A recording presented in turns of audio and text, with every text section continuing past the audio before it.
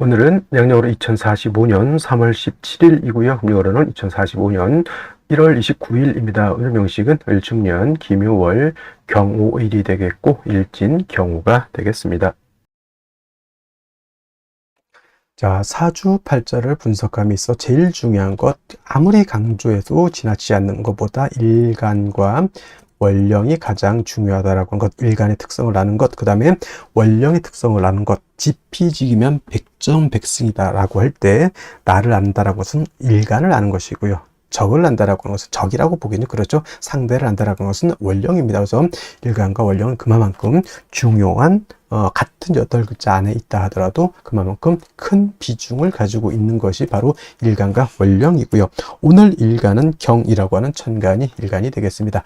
10개의 천간, 갑을병정, 무기병심, 임계라고 하는 10개의 천간 중에서 경이라고 하는 천간은 7번째 천간이 되겠고요. 그 다음에 오행, 목화토금수라고 하는 오행으로 구분하게 되면 경이라고 하는 것은 금이 됩니다. 금, 우리가 쉽게 말하면 쇠라고 이렇게 표현하죠. 강철, 무쇠 등등 이런 걸로 볼 수가 있겠고, 이 쇠라고 하는 것은 우리가 눈으로 볼 수 있는 것, 즉 물상으로 봤을 때는 쇠가 됐지만 기운, 우리가 느낌으로 하는 기운으로 봤을 때는 금의 기운은 숙살지기라고 해요. 숙살지기라고 하는 것은 뭐냐면 수의 기온은 얼음이 얼 정도로 천하를 막 영하 30도 40도 정도로 땡땡땡땡 그 이하로도 얼릴 수 있는 것이지만 금의 기온은 영하까지는 떨어지지 않죠. 즉 물이 얼지 않지만은 그래도 이 금의 기온은 오싹해서 서리가 내리고 그 다음에 사람 피부가 그 소름이 들 정도의 그러한 오싹한 기운을 갖다가 금의 기운, 즉 숙살 기운이라고 하고,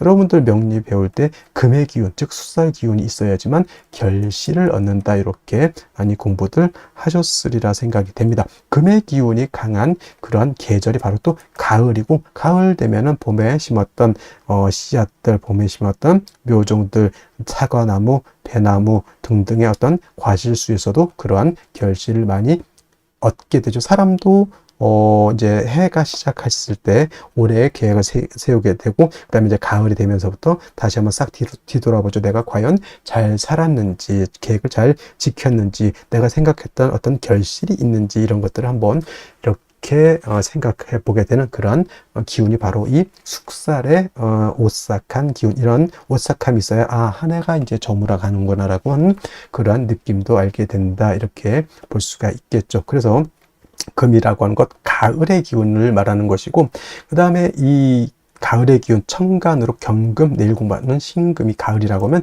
지지로는 신유술, 서방이 바로 가을이죠. 서방은 서쪽이라고 하는 것이고, 신월, 유월, 술월이 바로 금이 왕한 금왕절이 있다. 물론 신월, 유월이 본기가 금이니까 금이 왕한 걸로 보지만, 술은 솔직히 말로 아까 어저께도 말씀드렸지만 4개월 중에 하나 토가 왕한 계절이다 하지만, 신유술을 큰 틀의 권역으로 봤을 때는 신유술, 서방은 금이 세력을 얻고 있다, 이렇게 보시면 되겠습니다. 그래서 신유술월은 금왕 절이 되는 것이고, 금이 왕한 계절이 되는 것이고, 그 다음에 오상이라고 하는 것, 인의 예지신이라고 하는 오상으로 봤을 때, 자, 인이라고 하는 것은 제가 뭐가 주관한다 했죠? 목이 주관한다라고 말씀을 드렸고요. 그 다음에 의는, 지금 말하는 의는 바로 금이 주관하는 것이 되겠고, 그 다음에 예는 화, 그 다음에 지는 수, 다음에 이제 공부하겠습니다. 그 다음에 신이라고 하는 것은 토가 이렇게 주관한다.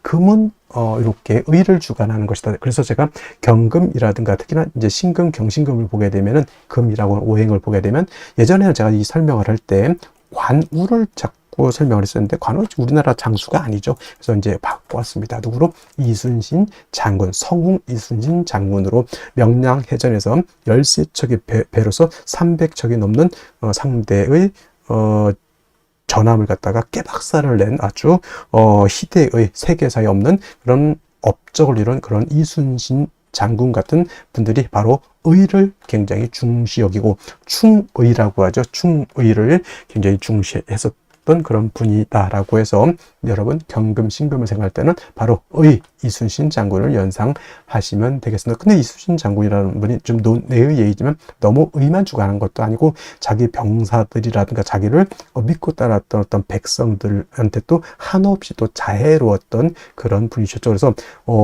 금이 의를 주관하고 토는 믿음, 신을 주관한다고 해서 그것만 생각하셔서는 안 되고, 사주라고 하는 것은 목화 토금수가 어떻게 돼야 된다? 중화가 돼야 되듯이 사람도 인, 의, 예, 지, 신 중에서 어느 하나만 선택하면 그거는 격이 떨어지는 것이고, 사람 성품 안에는 인자함도 있어야 되고 의로움도 있어야 되고 예절도 지켜야 되고 사람 삶에 있어서 지략도 지혜도 있어야 되고 그 다음에 사람의 신막 믿음도 골고루 갖춰야지만 온전한 진짜 성스러운 그런 사람이 될 수 있겠다라고 하는 것. 그래서 사주라고 하는 것도 마찬가지로 목화 토금수가 잘 구성이 돼서 서로가 장애가 이루어지지 않는 그런 사주가 좋은 사주다, 이렇게 말씀을 드릴 수가 있겠고요. 그 다음에 금이라고 하는 것, 색깔은 백색입니다. 백색. 참고로 나무는 청색, 목은 청색, 화는 적색, 수는 검정색, 이렇게 볼 수 있고, 토라고 하는 것은 황색 이라고 해서 노란색, 금은 백색. 그래서 주관하는 신도 흰호랑이라고 해서 백호가 주관하는 신이 되겠다라고 요거는 이제 오행에 대한 이런 설명을 드렸고요. 다시 이제 금이라고 하는 것을 갖다가 음과 양으로 구분해 볼 수가 있겠습니다. 자, 음과 양이라고 하는 것은 뗄래야 뗄 수 없는 관계. 음과 양은 서로 좀 대조적이고 서로 좀 상대적인 개념이라 하더라도 서로 미워하고 질투하고 서로 이혼하려고 하는, 떨어지려고 하는 관계가 아니라 서로 상대적이지만은 음이라고 하는 것은 양을 보충해주는 개념이고요. 양이라고 하는 것은 음과는 좀 상대적이고 대조적이지만 양은 음을 보충해주는 개념이다. 사람으로 치면 남자와 여자의 개념으로 보고, 또 다른 걸로 보면 낮과 밤도 해당이 되죠. 낮이 있어야지 밤이 좋은 것이고 밤이 있어야지만 낮이 좋은 것이죠. 항상 낮이어야 된다라고 하면 모든 만물이 쉬지를 못합니다. 그리고 항상 밤이면 세상이 음침해지겠죠. 우리 남극 같은 데인가요? 북극 같은 데 백야 현상이 나타나죠. 일정 기간만 석 달 정도 이상이 백야, 그냥 밤인데도 하얘요. 태양 계속 떠 있으니까 사람이 돌아버립니다. 어느 정도 태양이 지고, 우리가 그렇게 살아왔으니까 태양이 뜨고 태양이 지구를 보고 하루가 가는구나 이렇게 보는데, 계속 밤이면 시간이 가는지 시간이 가지 않는지 알 수가 없죠. 시계가 있어야지만 알 수가 있겠다 해서 음양이라고 하는 것은 서로 대조적이지만 음은 양을 보완해주고 양은 음을 보완해주는 그러한 개념의 것이다라고 이해해 두시면 좋겠고요. 그 다음에 경금이라고 하는 음령으로 구분하게 된 경금은 양금이 되죠. 양의 기운을 가지고 있는 양금이 되는 것이고, 음금이라고 하는 것이 양금이 있으니까 당연히 음금이겠죠. 내일 공부하게 되는 신금이라고 하는 것이 음의 기운을 가지고 있는 음금이라서 양금인 경금과 음금인 신금 같은 금이지만 음양의 차이가 있다. 자, 양금인 경금은 어떤 금이, 양이라고 하는 것은 좀 강하고 거칠고 투박하고 무겁고 단단한 그런 성향의 금이다라고 봤을 때, 음금은 부드럽고 온기가 있고 잘 휘어지고 광채가 나는 그러한 금으로 볼 수도 있겠죠. 그래서 경금인 양금은 완철금이라고 봅니다. 완철금, 그야말로 순수, 우리가 말하는 금하면 생각하는 그 무쇠 같은 개념, 강철 같은 개념으로 이렇게 경금을 생각하시면 좋겠고요. 상대적인 음금인 신금은 그야말로 금입니다. 보석 같은 거, 금반지, 금귀걸이 같은, 그 다음에 주옥 같은, 도자기 같은 이런 개념. 여러분 핸드폰 살 때 요즘 핸드폰 너무 비쌉니다. 근데 그 액정이라든가 핸드폰, 우리나라 그 삼성 회사 이름을 대면 안 되겠지만, 어떤 회사는 그야말로 알루미늄 스틸 바디인 것이 있고, 어떤 경우에는 그냥 스틸 같은 재질의 어떤 플라스틱 그 바디가 있잖아요. 그런 개념이죠. 그래서 플라스틱도 광채, 목으로도 보지만 플라스틱도 경우에 따라서는 금으로 볼 수가 있겠고, 은, 동 여러 가지, 그 다음에 비철 같은 경우도 다 금으로 보죠. 그 다음에 도자기 같은 경우는 토를 굳혀가지고 금을 만들어낸 거고, 콘크리트 있죠. 콘크리트, 이것도 토를 갖다가 물을 부어가지고 여러 가지 재료를 혼합해서 토생 금한 것이 콘크리트. 도자기도 토생금에서 만들어낸 금이다. 이렇게 보시면 되겠죠. 여러분이 쓰고 있는 안경 같은 거 있죠. 다 금인데 경금이 아니라 그런 신금이다라고 이렇게 보시면 되겠고, 경금은 무쇠강철과 같으면서 원철이라고도 표현합니다. 원철은 뭐냐면 땅에서 금방 캐낸 자연 그대로의 철을 말하죠. 쇠를 말한다.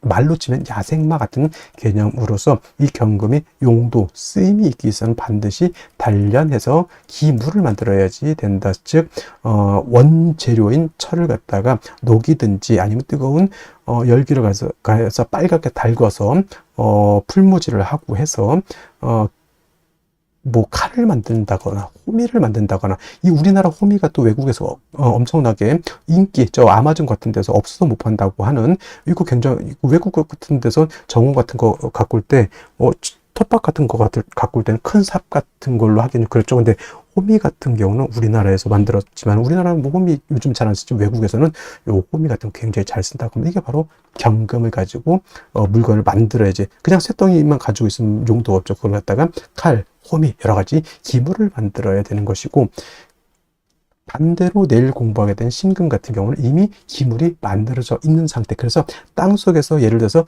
금광석을 캐내 가지고 그거를 불순물을 제거를 하고 해서 여러분들 결혼반지, 금반지, 금귀걸이, 황금두꺼비, 황금 열쇠를 만들었다 생각하시면 돼요. 그래서 신금은 용도에 있어서 다시 불로서 다스릴 필요는 없겠고, 신금은 그 만들어진 보석을 갖다가 깨끗하게 세척만 하면 된다. 도세주옥만 하면 된다. 이때 필요한 것은 뭐다?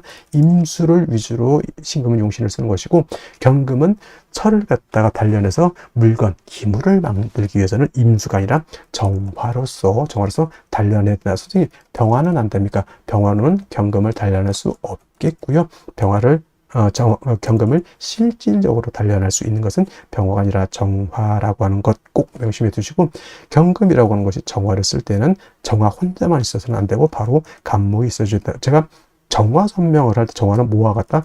등촉지화와 같고 인위적인 불과 같기 때문에, 저 등촉지화 또는 모닥불이라든가 이 불 가지고 경금을 다스리기 위해서는 보다 연료가 충분히 있어줘야 되겠죠. 그 연료 역할을 하는 것이 바로 간목인 것이다. 그래서 경금이 정화를 쓸 때는 간목을 취용한다. 간목이 경금을 취용할 때는 정화를 취용한다.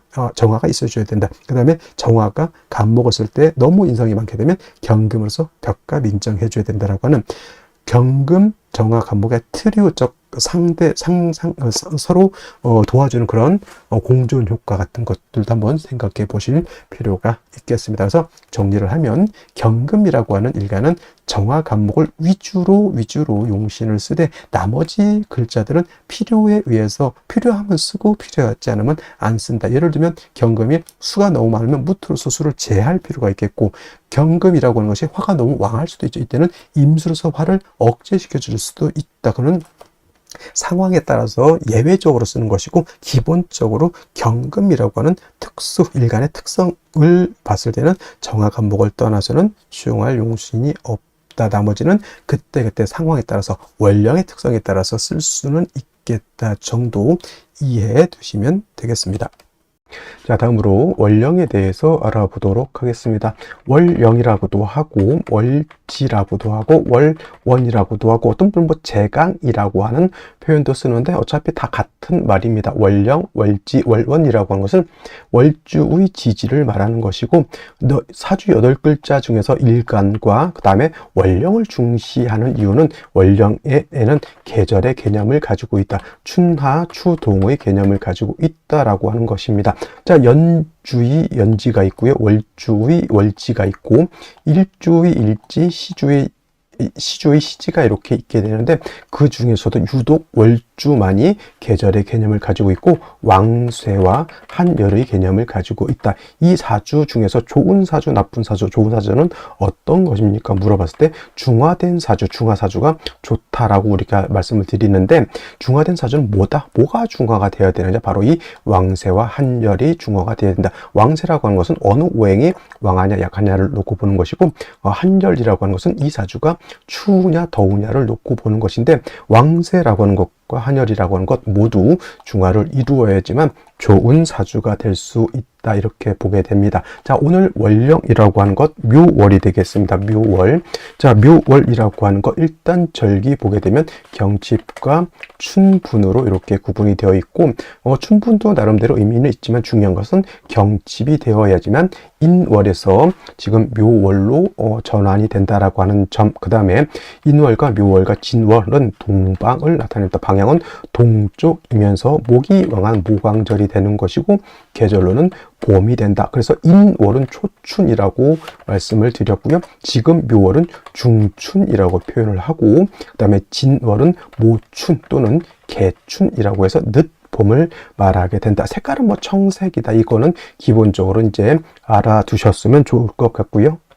자, 그리고 이 묘월이 목왕절이다라고 말씀을 드렸는데, 인월 같은 경우는 제가 말씀드렸던 것 목의 임관지가 되는 것이고, 묘월은 목의 제왕지가 이렇게 됩니다. 그래서 실질적으로 인월과 묘월은 목이 가장 12달 중에서 가장 왕성한 시절이 되는 것이고, 제가 인월에는 목이 왕하지만은 전계절 겨울에 한기가 남아 라고 말씀을 드렸지만, 묘월 같은 경우에는 한기가 이미 다 가셨다라고 봅니다. 그래서 인월은 조후의 필요성이 있지만은 묘월에는 조후의 필요성이 있다 없다, 조후의 필요성이 없겠다라고 하는 점, 순수하게 목이 왕한 계절 이렇게 보시면 되겠고, 그 다음에 이 포태법으로 놓고 봤을 때 묘월이 목의 제왕지가 된다라고 하는 것, 즉 목이 왕하다라고 하는 것은, 목이라고 하는 것은 화를 생하는 역할을 하죠. 그 다음에 목이라고 하는 것은 토를 극하는 역할을 합니다. 그래서 목이 왕하다라고 하는 것은 단순히 목만 왕한 것이 아니라 목이 생하는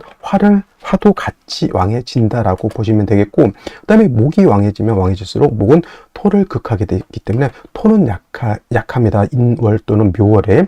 반대로 또 인월 묘월은 금은 절지태지가 되니까 금도 약하게 되고요. 그 다음에 수는 인묘진의 수는 여기가 병사 묘지가 되기 때문에 토금수는 매우 세력을 크게 잃고 있다 정도, 원령만 놓고도 요 정도는 알고 있어 줘야 된다라고 하는 점. 그 다음에 또 한 가지, 지장간을 우리가 알아야 되죠. 묘월이라기보다는 이제 묘라고 하는 것 안에는 지장간이 이렇게 들어가 있는데, 지장간이 어떤 게 들어가 있을까요? 간목이라고 하는 것이 초기, 그다음에 봉기는 을목이 됩니다. 그래서 묘라고 하는 것은 지장간이 2개가 들어가 있죠. 참고로 인 안에는 무토라고 하는 것, 병화라고 하는 것, 간목이라고 하는 것이 들어가 있다고 했습니다. 그래서 인월에는 무토는 쓴다 안 쓴다, 무토는 취용하지 않는다라고 말씀을 드렸고, 인중에 있는 지장간은 병화, 간목을 쓸 수 있다 정도. 그 다음에 묘 안에는 간목, 을목이 있지만 묘는 쓸 수 있는 것은 을목을 씁니다. 을목을 쓰는 것이고, 간목은 있어도 쓰지 않는다. 선생님, 쓴다 안 쓴다, 이게 뭔 뜻일까요? 라고 하면, 격을 취용할 때나 또는 격을 취용할 때, 용신을 취용할 때 이것은 취용하지 않는다는 얘기. 을목만 격을 취용할 때 또는 용신을 취용할 때, 인도 마찬가지입니다. 격국이나 용신을 취용할 때 무토는 쓰지 않고 병화, 간목만 취용한다 정도, 이렇게 알아두시면 되겠고, 일단 중요한 것은 묘월은 목이 가장 왕성한, 12달 중에서도 가장 왕성한 시절이다라고 하는 것을 여러분들 꼭 머릿속에 염두에 두시기 바랍니다. 자, 그러면 묘월에 일간경금이 태어나게 되면 사주를 어떻게 배합하는 것인지 알아보도록 하겠습니다.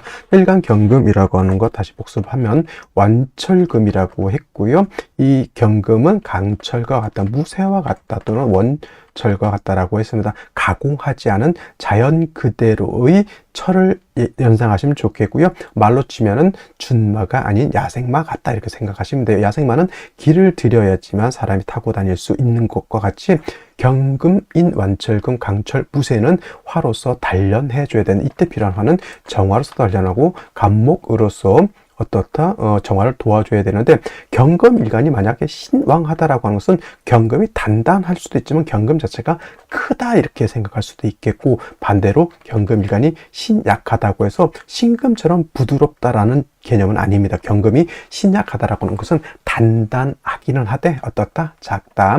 예를 들어서 1톤짜리 경금이 신왕하다라고 하면 1g짜리 경금은 단단하지만 작은 것이죠. 그래서 신약한 경금은 그 크기가 좀 작다 이렇게 생각하시면 좀 이해하기가 좋을 것 같습니다. 그래서 일간 경금이 신왕하게 되면 역시나 정화 간목을 취용해서 경금을 단련해서 기물을 만들어야지 용도가 생기는 것이고, 만약 경금 일간이 약하다, 작다라고 하면 약한 경금을 좀 도와야 되겠죠. 인성으로서 도와줄 수도 있고 비경겁제로서 도와줄 수도 있지만은 경금, 내일 공부하게 될 신금, 금의 특성상 인성보다는 비경겁제로서 돕는 것이 좋다라고 말씀드릴 수가 있는데, 자, 이러한 경금이 태어난 월령 묘월입니다. 묘월.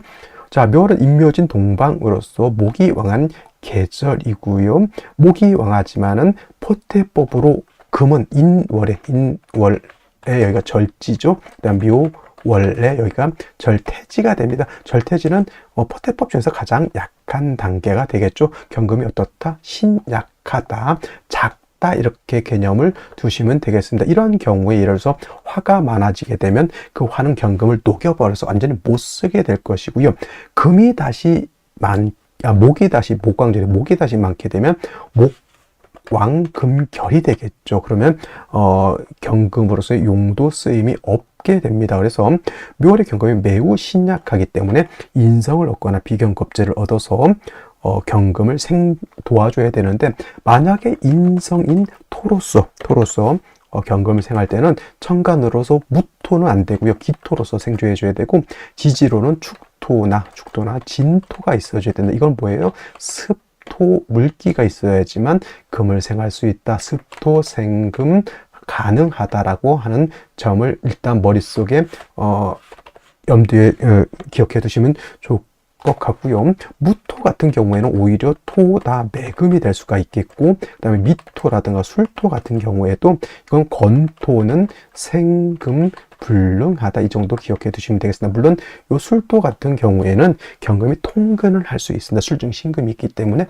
그렇다 하더라도 술토는 금을 생하기는 좀 어렵다 이렇게 생각하시면 좋을 것 같죠. 제일 중요한 건 묘월에 경금이 약하기 때문에 제일 좋은 거는 지지로 신유금 등의 뿌리를 얻는 것이 가장 이상적이고요. 말씀드렸던 것처럼 천간으로 토로 생할 땐 기토, 지지로 진토, 축토 정도가 금을 생할 수 있고, 지지로 사화 같은 경우에는 금의 여기가 장생처가 되지만 여기 사화는 화이기 때문에 뿌리를 둘 수는 있다 손치더라도 화가 경금을 극해버리면 오히려 통근한 것보다 그죠, 하나 주고 두 대 맞는 그러한 것이기 때문에 사화는 주의해서 봐야 된다라고 하는 점 기억해 두시면 되겠습니다. 그래서 경금이 묘월에 태어났을 때는 일단 기토라든가 지지로 신유금 등의 생을 받고, 그 다음에 정화를 얻어서 경금을 단련할 수 있다라고 하면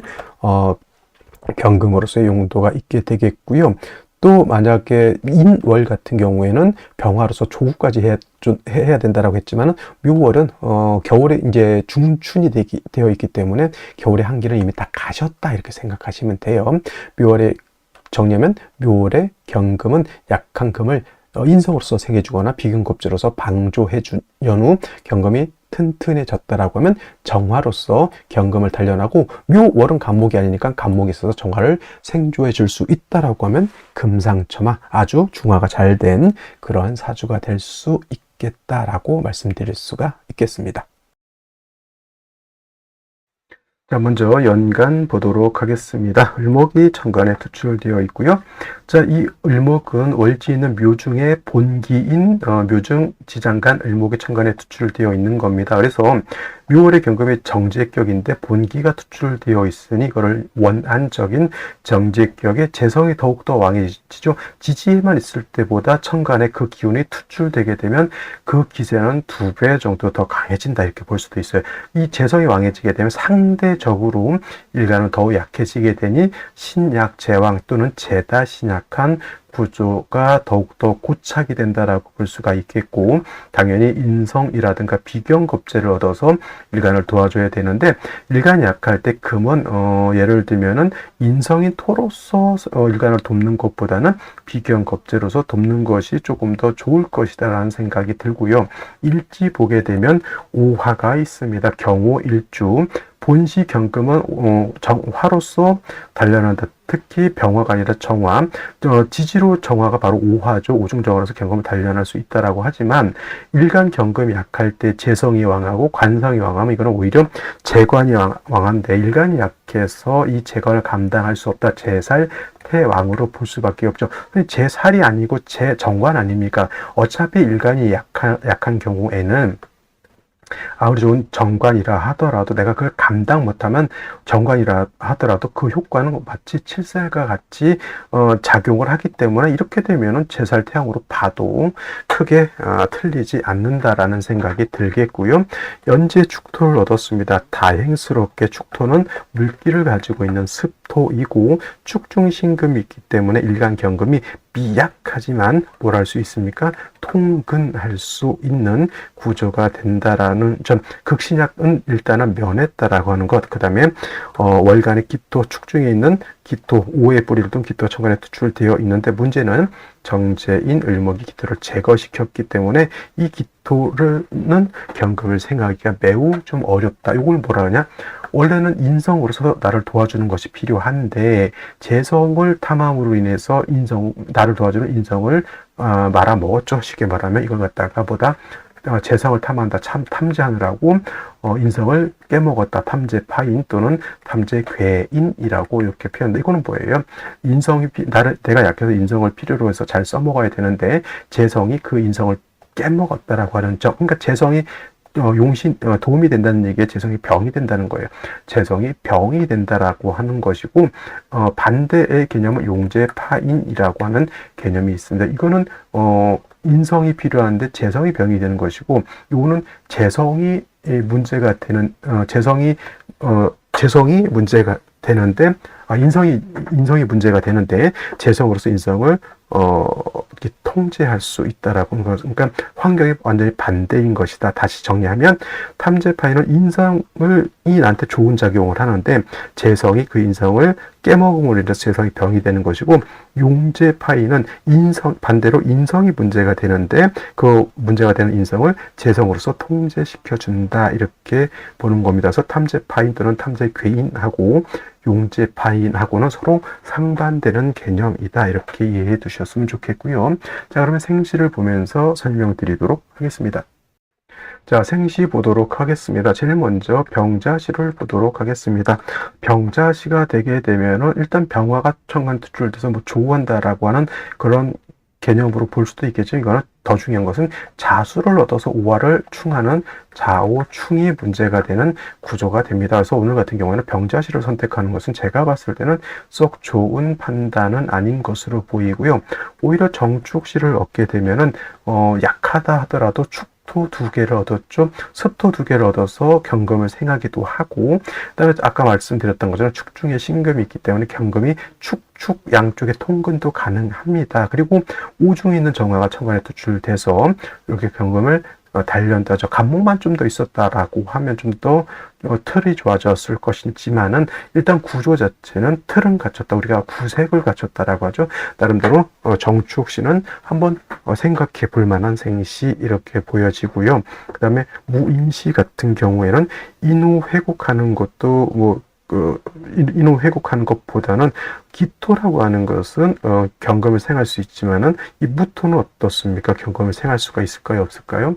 저거는 조토라고 하죠. 또는 건토라고 해서 생금이 되지 않는 토라고 봅니다. 그리고 오히려 묘월의 경금이 작은 개념의 금이라고 봤을 때 축 5의 뿌리를 둔 무토는 토다 매금이 될 수 있기 때문에, 무토가 천간에 투출된 것은 결코 좋게 볼 수는 없겠고요. 경진시 같은 경우에는 통근은 비록 아니라 하더라도 경금을 습토이기 때문에 경금을 생할 수 있고, 그 다음에 비견인 경금이 있어서 목을 이렇게 억제시켜주는 역할도 하게 됩니다. 화가 좀 약한 것이 좀 단점이긴 하더라도 그래도 오중 정화를 가지고 있기 때문에 나름대로 경금을 단련할 수 있는 불신은 가지고 있다 이렇게 볼 수가 있겠죠. 정축시하고 경진시하고 좀 비슷해 보이지만은 제가 봤을 때는 경진시보다는 정축시가 조금 더 유리하지 않을까라는 생각이 들고요. 이모시 같은 경우에는 예를 들면 화로서 경금을 단련해야 되는데 임수가 투출하게 되면 화를 갖다가 어떻게 돼? 수국화해서 화를 갖다 억압하는 것은 결코 좋은 것은 아니라고 보여지고요. 그 다음에 오늘 중에서 아까 제가 정축시 좋게 봤고요.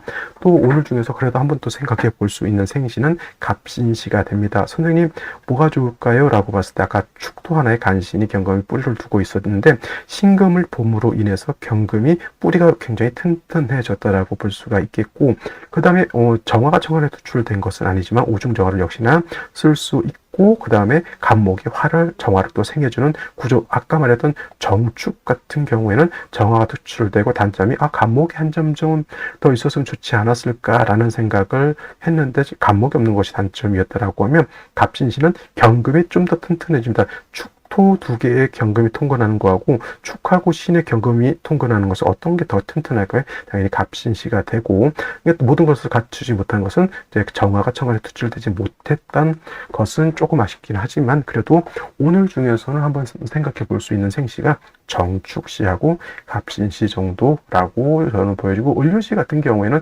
양인을 얻었다 하더라도 또 승목 하나를 또 얻은 것이 썩 좋아 보이지는 않습니다. 그래서 갑신시, 을류시 둘 중에 하나 선택해야 된다. 당연히 월등히 을류시보다는 갑신시가 훨씬 좋다 이렇게 보여지고요. 그 다음에 좀 조심해야 될 것, 병자시도 좋지 않게 봤지만 병술시 같은 경우에는 옷을 합의되죠. 이렇게 거기다 대고 칠살인 병화가 투출되어 있다라고 하는 점은 썩 좋아 보이지는 않습니다. 신경이 굉장히 예민해질 것이다라는 점. 근데 이렇게 되게 되면 운은 금수운으로 가는 것이 바람직하겠다라고 보여죠. 한 가지 이것도 생각해 볼 필요가 있는데, 자, 술토는 건토이기 때문에 경금을 생하기는 좀 어렵습니다만은, 술중에 있는 신금이 있기 때문에 뿌리는 둘 수 있습니다. 단 옷을 합하게 되면 화가 왕해지게 되면 술중신금이 소용 녹아버리게 되면 결국은 경금의 뿌리는 어디? 축 중에 있는 신금 밖에는 없다. 그래서 이렇게 되면 신약한데 재살이 왕해지게 되면 묘월이기 때문에 재살이 왕해지게 되는 그런 구조가 된다라고 해서 썩 좋아 보이지 않는다. 그래서 오늘 같은 경우는 정축 또는 갑신시 중에서 선택하는 것이 가장, 그 다음에 경진시도 나쁘지 않겠지만 갑신시, 정축시, 경진시 이렇게 보는 것이 바람직하다 이렇게 보여집니다. 자, 오늘은 여기까지 설명드리도록 하고요. 저는 내일 또 찾아뵙도록 하겠습니다. 감사합니다.